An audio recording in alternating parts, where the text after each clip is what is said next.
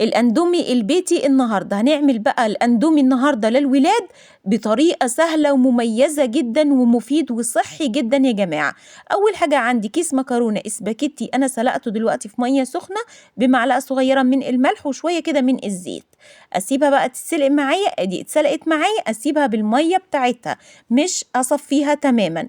بعد كده بجيب عندي الطاسة سخنة، بنزل فيها بمعلقة سمنة أو معلقة زيت المتوفر عندك.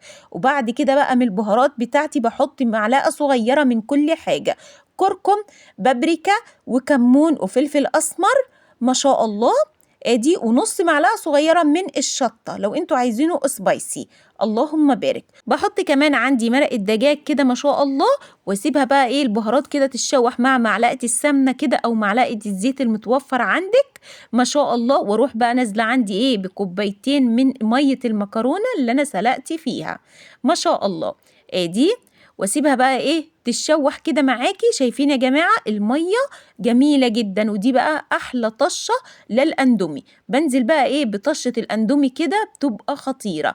عايزين بقى تعلوا التست في الاكل تحطوا كمان عصرة ليمونة، بيبقى خطير جدا وطعمه سبايسي وحاجة سهلة ومفيدة واحسن بكتير من اللي احنا بنجيبه من بره. جميل جدا ومغذي جدا. والسلام عليكم ورحمة الله وبركاته.